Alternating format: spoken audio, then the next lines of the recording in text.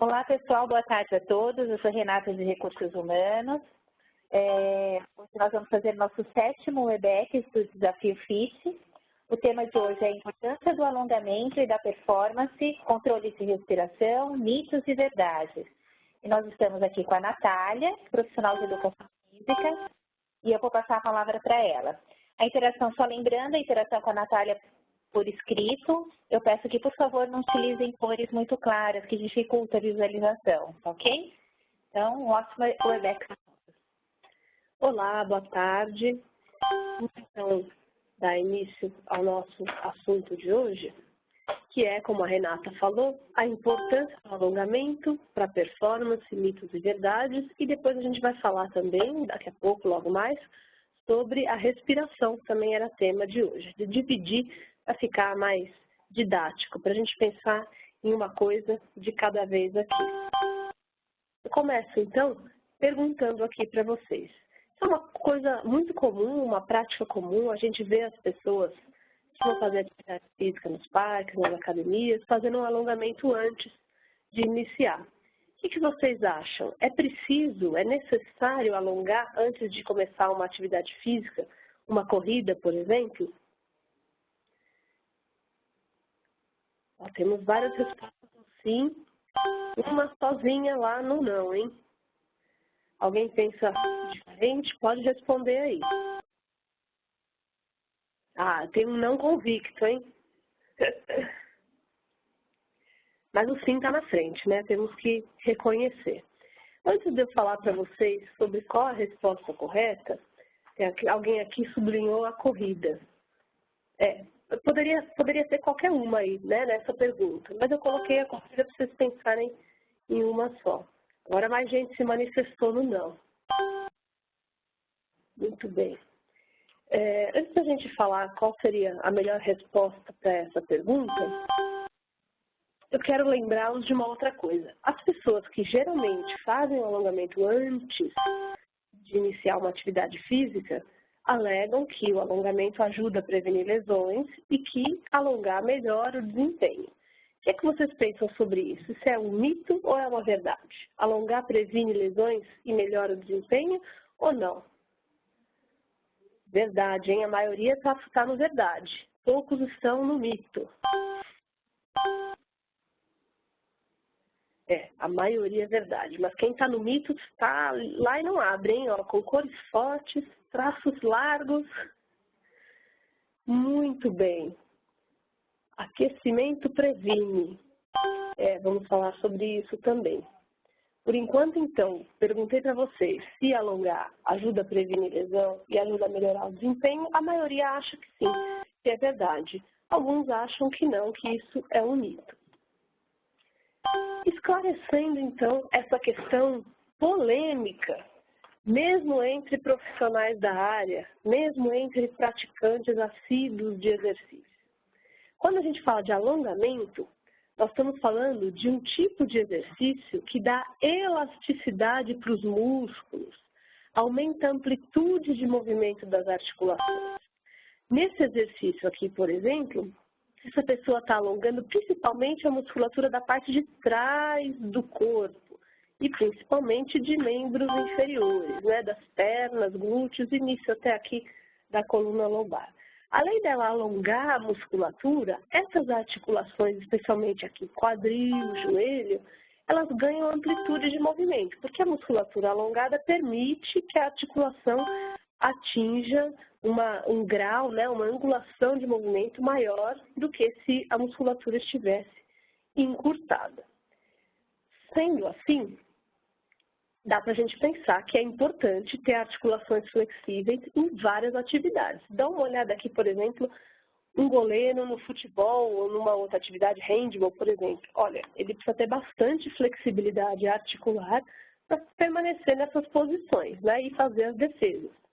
A pessoa que vai fazer alpinismo, olha só a flexibilidade de quadril que a pessoa precisa ter, mesmo aqui nos joelhos. Então, é importante. Pensando aqui no ambiente de trabalho, ter articulações flexíveis, musculatura alongada também é muito importante. Previne dores musculares, problemas posturais, tá? Não só nos esportes, nas atividades físicas, mas no dia a dia também, ter flexibilidade é essencial para muita coisa. O que acontece quando a gente se alonga? A gente tem aqui um esquema, um desenho de um músculo normal, relaxado. O músculo que fez um alongamento, ele fica assim. Ele se estica um pouquinho além do que ele se esticaria aqui no normal. Tanto que, acho que vários de vocês já devem ter experimentado um alongamento alguma vez na vida, sabem que a gente sente um leve desconforto quando faz, né? Sente o alongamento, a gente vai até o limite daquele músculo, então sente um leve desconforto. E tem que ser assim mesmo se você quer alongar, ganhar flexibilidade, ganhar amplitude articular. Essas pequenas lesõezinhas aqui fazem parte do processo e são responsáveis por deixar o músculo mais alongado. Só que acontece pequenas lesões no músculo. Então, o normal está todo bonitinho e o alongado ele fica levemente machucado, fisiologicamente, naturalmente, é parte do processo. Isso não é ruim, não é errado.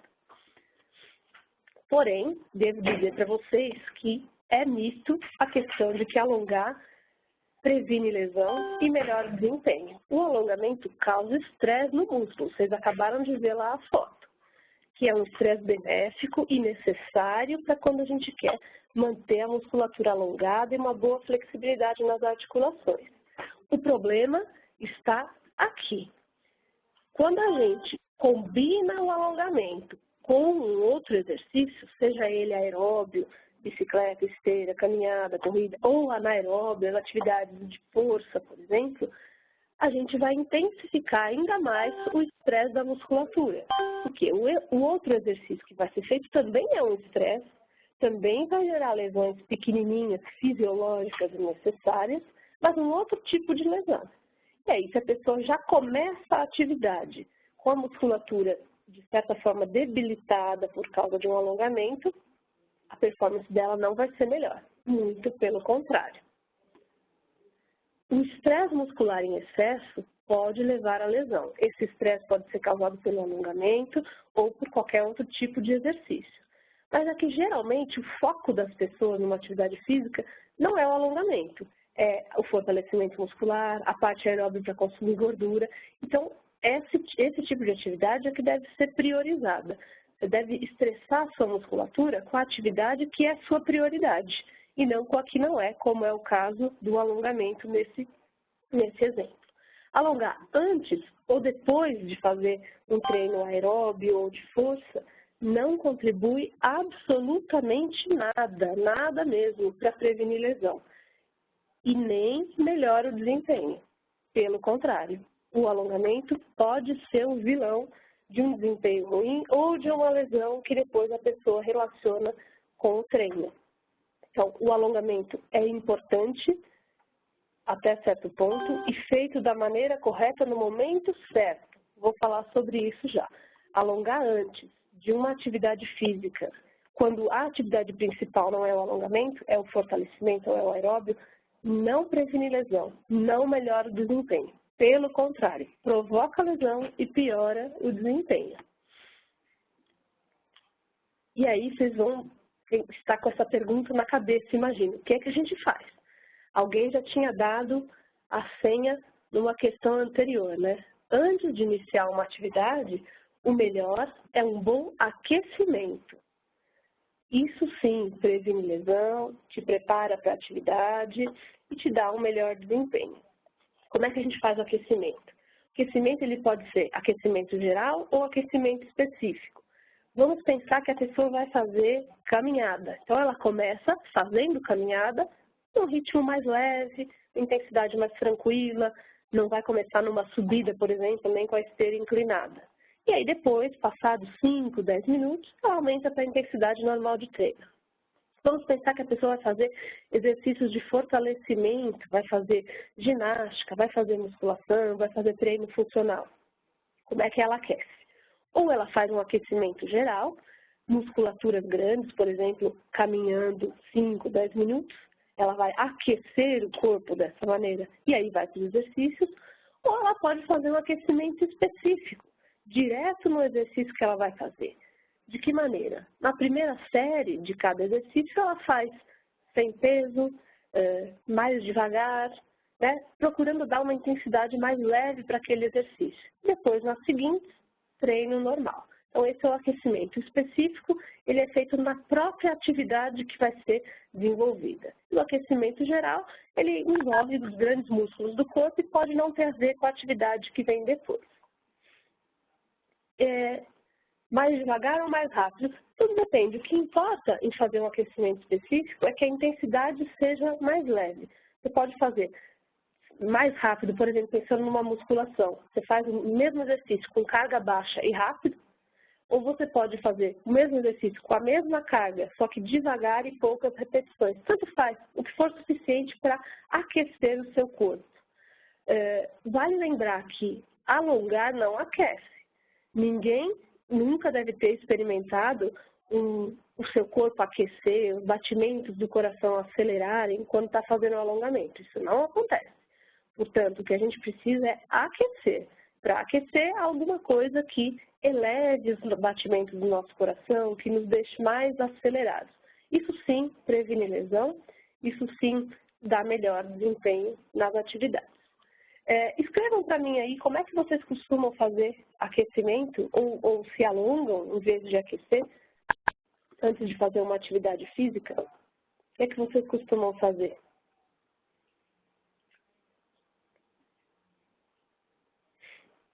Tem pessoas que aquecem na bicicleta ergométrica, pessoas que vão para a academia a pé e aí já chegam aquecidas, olha, elíptico, aquecimento no spinning, pode ser. De repente, se você vai fazer uma atividade de força, mas está vindo de uma aeróbia, você já está aquecido, né? 20 minutos de bike, bicicleta na academia, muito bem. Teve um que tinha dito, né, que fazia aquecimento específico já, alongamento mesmo, mas normalmente não me alongo. Não perca tempo alongando se o seu foco principal não é alongar. Uma corridinha, ok, leve, né? Velocidade baixa, aquecimento no próprio exercício mais leve, perfeito. Alongamento e aquecimento de 20 minutos em média. Dependendo do que você for fazer, corte o alongamento. Eu disse para vocês que isso gera polêmica mesmo entre profissionais. Não existe nenhuma dúvida na literatura científica de que o alongamento seja maléfico quando é feito antes de um outro tipo de exercício. Nenhuma dúvida.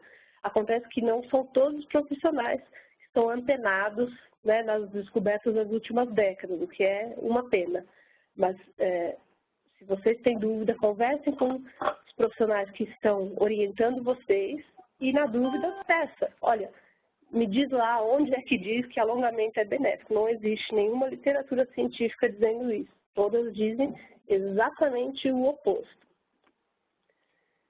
De novo, insisto nessa pergunta. E aí quem faz alguma atividade de força e não faz alongamento? Nem antes, nem depois. Fica com a musculatura encurtada, porque já ouvi muito falar sobre isso. Você vai fazer musculação e não vai alongar, vai ficar todo duro, todo encurtado. Não se deixa influenciar pela minha opinião, hein? Todo mundo indo no não já. Ninguém acha o sim, vamos deixar o sim vazio? Eu achava que sim, muito bem, vamos ser sinceros. Estamos todos aqui aprendendo. Muito bem, a maioria vai para o não, né? Mas alguns acham que sim. Então a gente inverteu, né, o padrão de resposta do início aqui.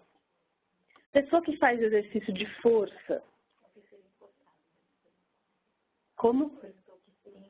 Deixa eu ver aqui. Alguém perguntou que seria musculatura encurtada. Sabe aquela pessoa que faz musculação, é bem forte e não consegue nem abaixar os braços, anda com os braços abertos, assim, né? Diz assim, a pessoa é tão encurtada que ela nem se mexe direito, nem se movimenta direito. Não consegue, por exemplo, quando está em pé, alcançar o dedo no chão, sem dobrar os joelhos. Então, a pessoa tem a musculatura encurtada. Isso que eu quis dizer com musculatura com pouco alongamento, com pouca flexibilidade. Mas a resposta é que não. Quem disse não, parabéns, acertou. Muito pelo contrário. Exercícios de força também trabalham a amplitude das articulações. Dá uma olhada nesse daqui. Ele levanta o máximo e desce o máximo. Ele também está, de certa forma, alongando a musculatura e promovendo que essa articulação alcance amplitudes mais altas. E depois, o que alonga é o músculo. Quanto mais músculo essa pessoa tem, mais partes do corpo que são capazes de se alongar, ele vai ter. Então, fazendo um treino para ganhar músculo, você ganha flexibilidade e ganha alongamento, mesmo sem fazer alongamento. Mas é óbvio que se tem uma pessoa que precisa melhorar a flexibilidade, a amplitude das articulações, e alguns problemas posturais requerem isso mesmo, aí o melhor é alongamento. Né? Não é insistir na força, porque o ganho de alongamento com o treino de força é pequeno quando comparado com o ganho de alongamento que se tem na hora que você faz exercícios de flexibilidade. Mas a resposta é não. Quem faz exercício de força, ginástica, musculação, funcional, pilates, não fica com a musculatura encurtada e pouco flexível em decorrência dessas atividades de força. Ela ganha em flexibilidade e em amplitude das articulações. Mas então tá, falei, entre aspas, mal do alongamento, mas ele não é vilão completamente, não é. Ele traz muitos benefícios, a gente só precisa contar com o momento certo de se fazer o alongamento. Alongamento é essencial para a gente ter uma boa postura, inclusive no dia a dia, no trabalho. É essencial para a redução de dor lombar que acomete uma parcela significativa da nossa população, principalmente aqueles que trabalham sentados, como eu imagino que deve ser a maioria de vocês. Um bom alongamento da parte posterior do corpo reduz dores na coluna, principalmente lombar. A estratégia, então, é que as sessões de alongamento aconteçam longe dos dias de outros tipos de exercício.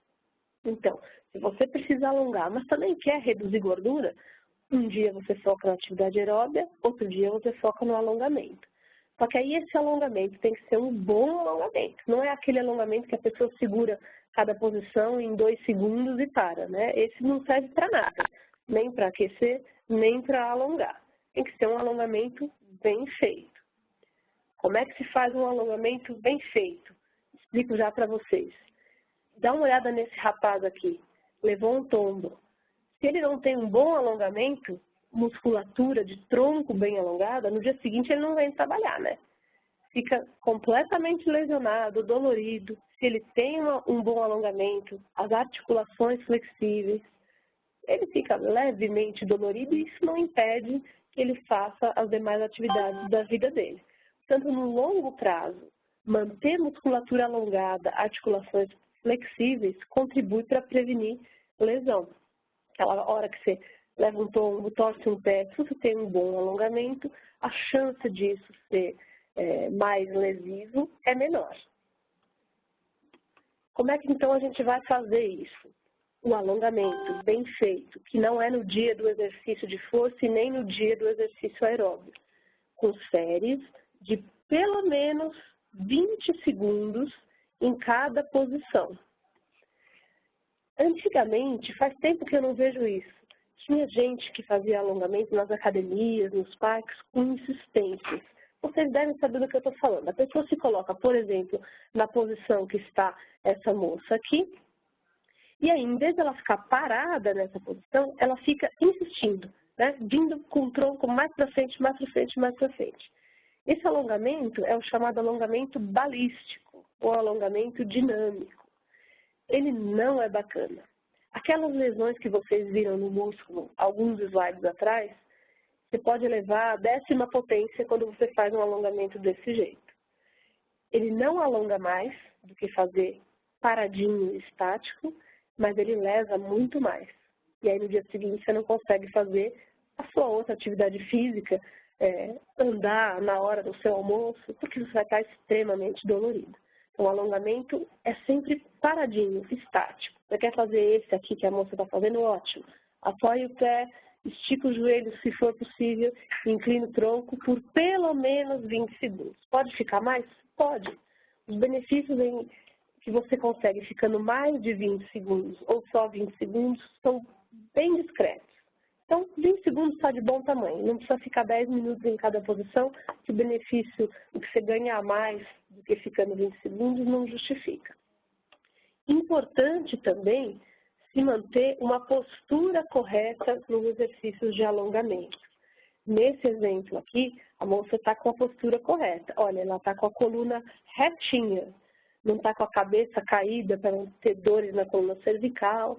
Então, é importantíssimo vocês terem uma boa orientação quando forem fazer alongamento, mantendo uma boa postura, especialmente a parte de tronco, abdômen contraído, coluna reta, para não gerar problemas posturais, dores musculares depois. Esse alongamento específico, muita gente tem dificuldade porque tem a musculatura aqui de trás da coxa mais encurtada do que devia. E aí não consegue esticar o joelho completamente. Você tem duas opções. Coloca a perna no lugar mais baixo ou, se você não tem outro local mais baixo para colocar, mantenha o joelho um pouquinho dobrado. Não tem problema. Com o tempo você vai ganhando flexibilidade e vai conseguindo melhorar a sua posição no exercício. O mais importante está aqui, alterne os dias em que você vai fazer alongamento com outros exercícios. Agora, você não tem nenhum problema de falta de flexibilidade, de articulações inflexíveis, não faça, não tem problema nenhum, você não vai perder nada. Tá?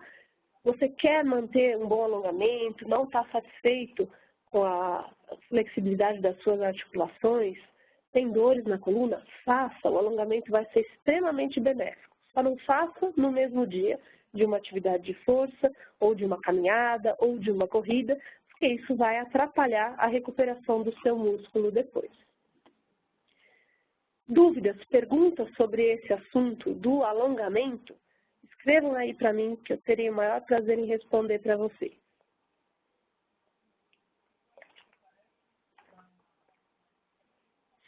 Quem fazia alongamento antes, começa a considerar fazer um bom aquecimento, hein? É bem mais negócio.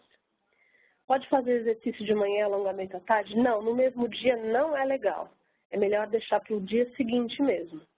Qual a duração de uma série de alongamento? Olha, alguém ganhou 15 minutos antes da corrida. Eu também, viu? Quando descobri isso, que já faz uns anos, foi ótimo. Duração de uma série vai depender da quantidade de exercícios que você vai fazer de alongamento. Meia hora você consegue fazer alongamento para o corpo inteiro, principais musculaturas, com 2, 3 séries de 20 segundos cada parte. Então, geralmente o treino de alongamento é bem menor do que os outros tipos de treino, tá? 10 minutos de alongamento, se você vai fazer os principais, parte posterior da coxa, peitorais, quadríceps, 10 minutos basta. Ficou mudo? Estão ouvindo, não estão agora? Ok. Fazia 10 minutos de alongamento. Faça se você precisar, mas não no mesmo dia de outros tipos de exercício. Para melhorar a flexibilidade, o que é melhor fazer? Quantas vezes na semana, sendo que só folga no domingo? Se você fizer 2 vezes na semana, já está bom. Podendo 3, melhor ainda. Mas 2 vezes está de bom tamanho para flexibilidade. Dores na lombar. Melhor tipo de alongamento é alongamento da parte posterior do corpo. Aquele que teve a foto da moça com o pé na cadeira é um. Você precisa, na verdade, pegar um profissional para te orientar, né? Essa parte posterior do corpo é a mais envolvida para quem tem dor na lombar. É aquele primeiro exercício que tinha foto da pessoa sentada, essa mesma musculatura, né? Tentando alcançar o pé. Tem outras formas de se fazer esse alongamento se tem alguém para te ajudar a fazer, porque daí não fica tão desconfortável para quem tem algum encurtamento na parte posterior da coxa. Faço exercício há muitos anos, sempre termina com alongamento. Estão todos enganados. Não existe uma recomendação na literatura científica que dê suporte a isso. Estão sim, todos enganados. Muita gente faz isso. Eu moro num prédio, lá tem uma academia de ginástica e eu vou lá com frequência. E às vezes tem outras pessoas também e acho que as pessoas me olham como um ET. Quando eu termino de fazer a musculação e falo tchau, pego o elevador e vou para o meu apartamento. E as pessoas ficam lá perdendo o seu tempo alongando. Digo perdendo tempo porque se a pessoa não precisa, é uma perda de tempo. Se ela não tem boa flexibilidade, aí sim ela precisa, mas não depois de fazer exercício de força. Estão enganados. Frequência do alongamento de pelo menos 2 dias por semana, de 10 minutinhos já está bom. Eu não alongo, mas dou uma espreguiçada. Aí não tem problema nenhum. A espreguiçada não vai durar muito tempo, não vai machucar seu músculo. Hidro também finaliza com alongamento. E no Pilates também tem alongamento. Isso não tem nenhum fundamento científico. Pelo contrário, é ruim porque são atividades que envolvem exercícios de força. Alongamento faz mal para a lesão? Se você está falando de uma lesão muscular, o alongamento faz. Você tem que esperar a lesão estar 100% para poder alongar ou para poder fazer exercício de força também. O Pilates já não é meio que um alongamento? Depende, né? Tem sessões de Pilates que focam mais na flexibilidade e algumas que focam mais no fortalecimento. Sem problema nenhum, desde que você foque em um ou em outro. Para treinos de luta, fazemos alongamentos, perna e braço, é válido, só se não for no mesmo dia do treino de luta, senão é muito lesivo. Para ficar sem dores no músculo, seria melhor a liberação miofascial? Seria. Para quem conhece algum profissional que faça isso, sem problema nenhum. Agora, simplesmente descansar um pouco depois da atividade física sem alongar é uma ótima estratégia também. Fazia no CrossFit. Pode fazer, a liberação miofascial é bacana também. Mais alguém? Muito bem. Vamos então prosseguir aqui. Depois a gente ainda vai ter mais um espaço para perguntas, se alguém se lembrar de alguma coisa, a gente pode retomar esse assunto. Outra questão que também às vezes gera polêmica é a parte do controle da respiração. Antes de falar sobre isso, quero convidá-los a assistir os vídeos que a gente tem postado no LiveWell. Tem alguns que eu postei que vocês vão receber nas próximas semanas através do LiveWell, falando sobre esse tema da controle da respiração, então vai acrescentar ao que nós vamos falar aqui hoje, né? Aproveitem que são bem interessantes, tanto os meus como os das meninas da nutrição, que falam sobre temas bastante interessantes. Gente, eu aprendi na escola, nas aulas de educação física quando eu era criança, acho que o mesmo que vocês, que a gente tem que respirar pelo nariz e soltar pela boca. Pergunto, você está fazendo uma caminhada acelerada, para fazer exercício mesmo, né? O que é certo? Inspirar pelo nariz, soltar pela boca. O contrário disso, inspira pela boca e expira pelo nariz, ou inspira e expira por ambos. Podem marcar aí o que é que vocês acham certo. Pela predominância de respostas por enquanto, eu acho que todos estudaram na mesma escola que eu aqui, mesmos professores ensinaram a mesma coisa. Tanto faz, alguém disse aqui. E o do meio ficou vazio. Ninguém, foi desprezado. Bom, temos aqui então, acho que um empate técnico, né? Alguns pontos para mais, outros para menos, mas aqui entre inspirar pelo nariz e expirar pela boca, com boca e nariz para inspiração e expiração. Alguém aqui falou, depende da intensidade. Ó, esse daqui teve um professor mais legal que o meu, viu? Esse aqui aprendeu coisas mais bacanas. Vamos então falar um pouquinho sobre esse tema agora. Geralmente, no dia a dia, não estamos falando de exercício agora. É melhor respirar pelo nariz. Não vamos entrar naquela coisa que é da área dos fisioterapeutas e dos dentistas, de que a nossa anatomia funciona melhor assim, né? Respirando pelo nariz, soltando pela boca, porque aqueles que são respiradores bucais, isso gera problemas tanto na musculatura inspiratória e expiratória, quanto problemas na dentição também. Mas não vamos falar sobre isso. Geralmente é melhor respirar pelo nariz porque o ar chega mais quente e úmido nos pulmões. O caminho para chegar nos pulmões é um pouquinho mais longo quando o ar entra pelo nariz, em comparação com ele entrar pela boca. E depois, lá dentro das nossas narinas, a gente tem vários pelinhos, que a gente chama cílios, que ajudam a filtrar pequenas impurezas do ar.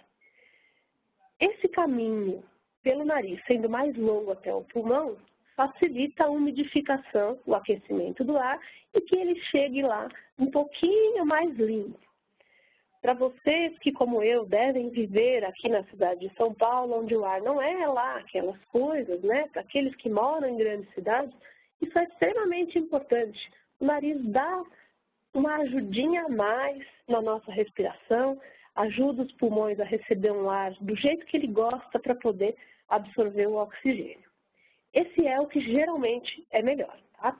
Então, se você vai escolher uma forma de respirar, você vai tentar exercer seu controle voluntário sobre isso, pense, é melhor inspirar pelo nariz. Mas, se você ficar preso a esse modelo o tempo inteiro, sabe aquela dor que dá do lado assim, quando a gente está fazendo exercício? Ela tem a ver com a nossa respiração também. Quando você está fazendo exercício, você precisa de mais ar. E às vezes ficar respirando desse jeito certinho não é suficiente. Essa dor que a gente tem aqui na lateral, né, geralmente aqui do lado direito, mas ela pode dar em qualquer lado, pode dar no meio, é como se fosse uma cãibra.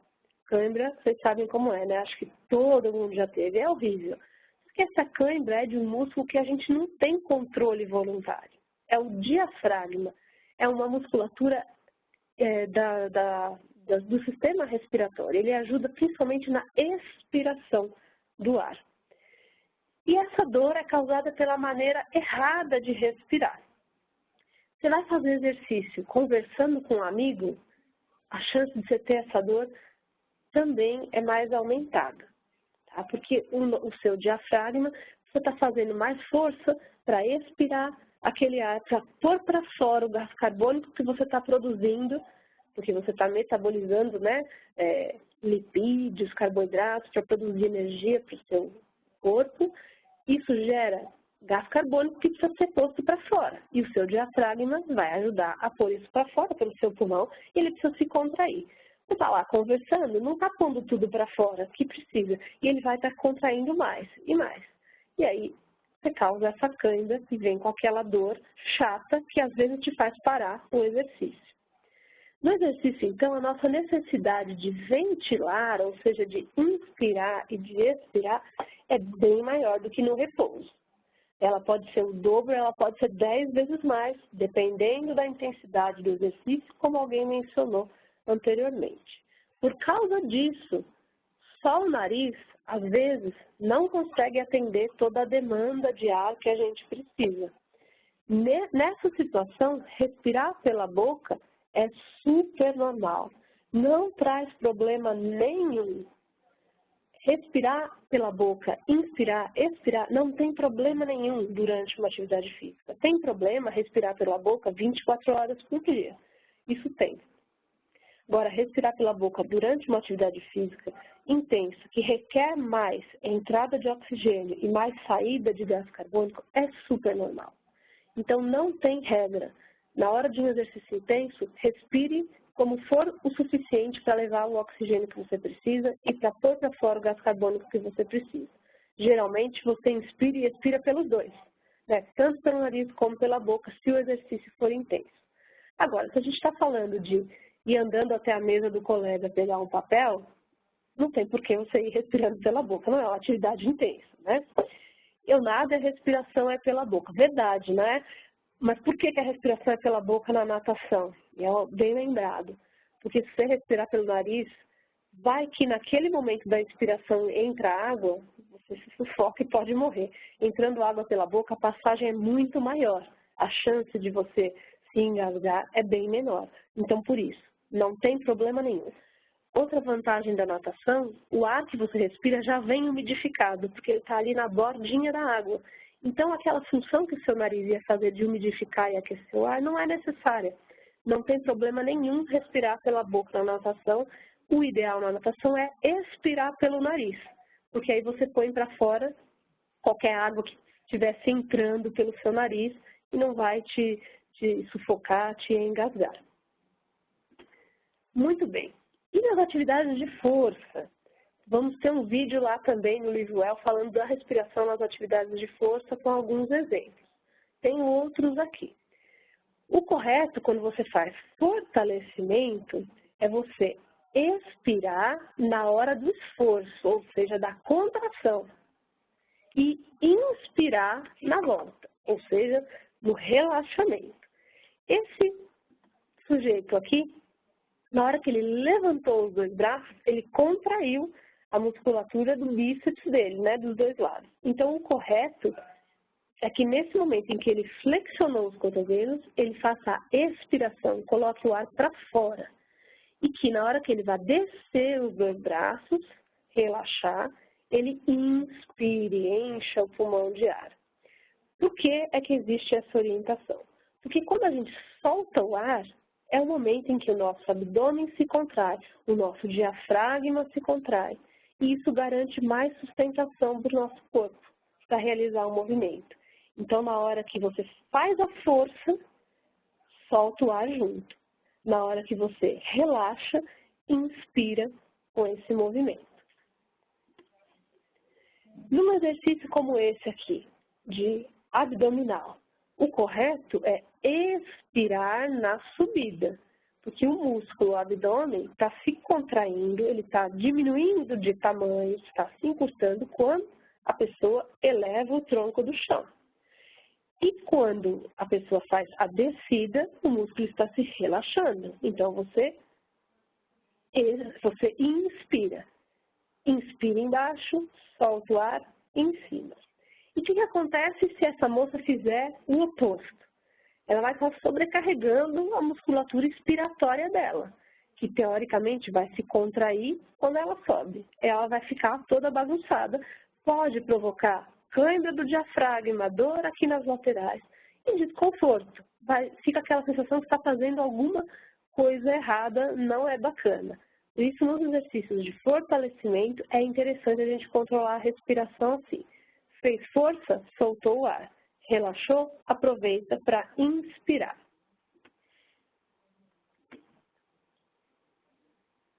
Ok. Antes da gente passar para esse daqui, me falem, escrevam aqui.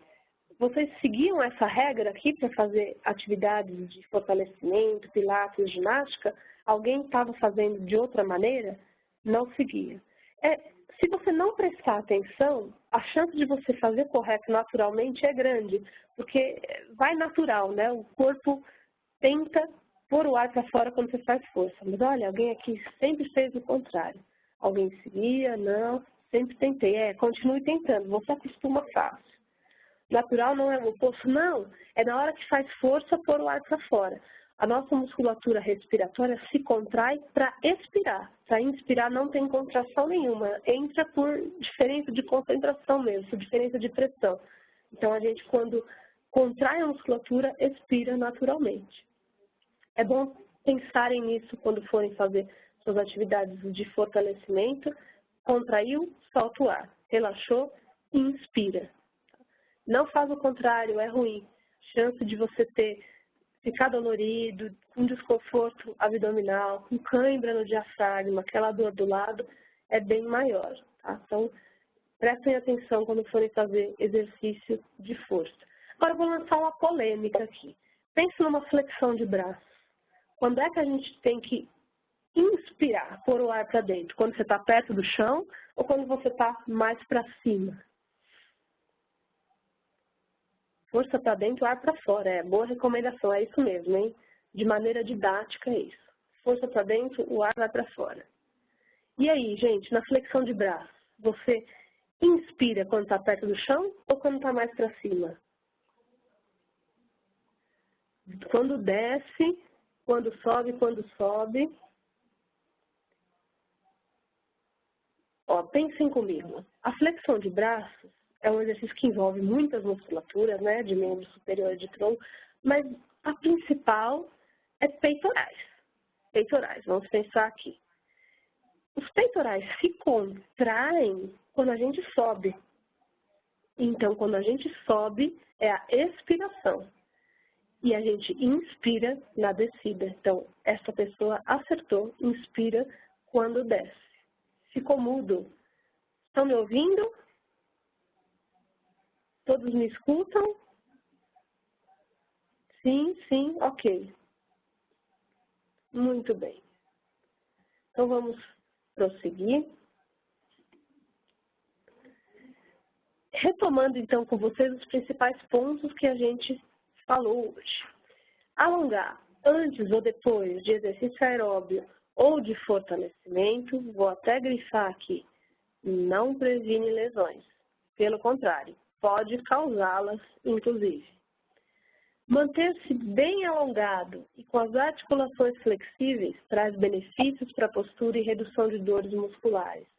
Eu absolutamente não sou contra o alongamento. Sou muito a favor para aqueles que precisam melhorar o alongamento muscular e a flexibilidade das articulações.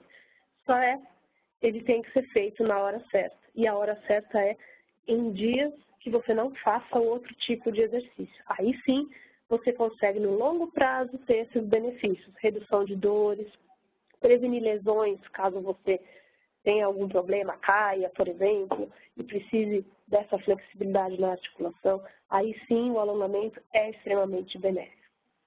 Numa atividade física, a necessidade de oxigênio aumenta, óbvio, conforme aumenta a intensidade, aumenta a necessidade de oxigênio. E com isso, a respiração pode sim deixar de ser feita somente pelo nariz. Você pode utilizar a boca também para respirar numa atividade física intensa sem o menor problema. Sem o menor problema. Gostaria então novamente de abrir para perguntas e dúvidas. Podem escrever, por favor.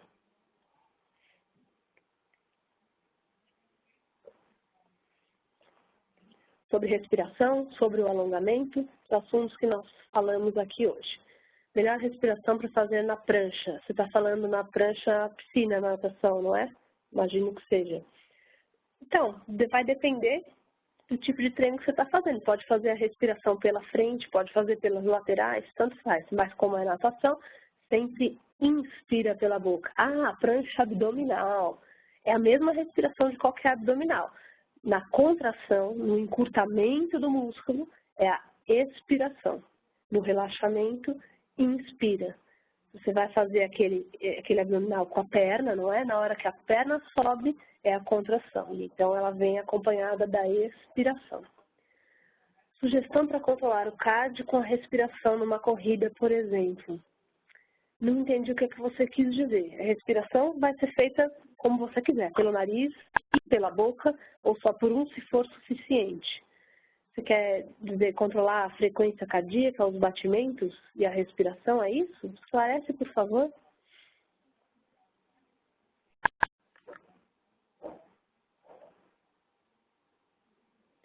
Quando acontece a dor abdominal pela câimbra, o que fazer para parar?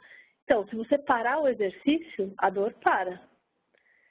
Mas se você não quer parar o exercício nesse momento, você tem que diminuir a intensidade. Então, vamos supor que seja uma corrida. Para de correr, começa a andar, que a dor vai passar. E aí, você pode voltar a fazer o exercício mais intenso que você estava fazendo, prestando atenção na sua respiração. Em que sentido? De respirar o suficiente, não tá conversando com alguém, está respirando pela boca se for necessário também. Exercícios em isometria, tem alguma forma mais adequada de usar a respiração? Então, você vai ter que, dependendo de quanto for a duração, geralmente a gente faz 20, 30 segundos ou um pouquinho mais, você vai ter que respirar nesse tempo, né? Então, no caso da isometria, você, na hora que fez a primeira contração, fez a expiração e depois você volta a respirar normalmente enquanto segura. Não pode, no caso de exercícios isométricos, você ficar segurando a respiração. Isso faz com que a sua pressão arterial se eleve muito e pode ser perigoso, principalmente para aqueles que já têm de base um problema respiratório. Se for mais acelerado ou menos acelerado, isso vai depender da necessidade de oxigênio que o seu corpo vai ter. Respire normalmente o quanto for necessário, mesmo em exercícios isométricos. Aqui embaixo, sempre ouvi inspirar pelo nariz e expirar pela boca, ajudava a controlar a elevação dos batimentos. Não tem nada a ver. O coração não vai ter a menor noção de por onde você está respirando. Ele simplesmente vai receber o seu sangue cheio de oxigênio que veio do seu pulmão. E o seu pulmão vai colocar bastante oxigênio lá se você colocar bastante ar para dentro, não importa de onde aquele ar veio. Então, não tem relação não, pode ser psicológico sim. Tá? Pode sim respirar pela boca se a intensidade do exercício assim exigir. Mais dúvidas?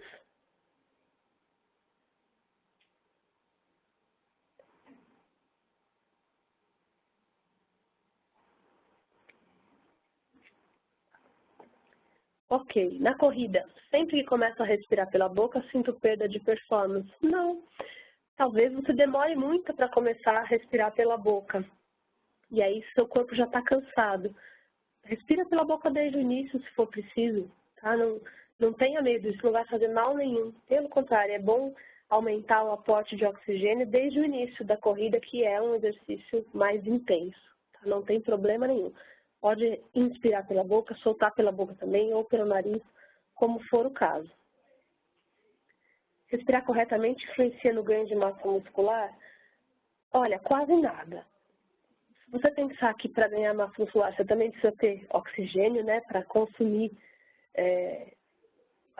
consumir calorias, para fazer uma boa atividade, quebrar glicose, quebrar lipídio e tal.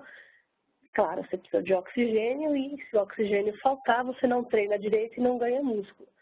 Mas se o oxigênio chegar lá, independente do momento em que ele foi conseguido, né, na contração, no relaxamento, não vai importar para o ganho de massa muscular. Só vai ser mais tranquilo o seu treino, vai ser mais fácil treinar respirando corretamente e aí talvez você treine melhor e isso tenha um reflexo pequeno, mas positivo no ganho de massa muscular. Gente, no próximo Webex que vocês terão, vai ser com a nutricionista a respeito de suplementos alimentares, suplementos para praticantes de atividade física. Vai ser bem interessante, não percam. Muitos que fazem atividade física, e eu estou vendo aqui que pelo menos grande parte dos que perguntaram já são praticantes de atividade física, né? Trazem dúvidas específicas dos exercícios que fazem. Vai ser bem interessante vocês tirarem as dúvidas também sobre os suplementos, os novos suplementos que estão aí sendo lançados no mercado, aqueles que fazem de fato o que prometem, aqueles que prometem mas não cumprem, então não pensam que vai ser bastante interessante. Mais alguma dúvida?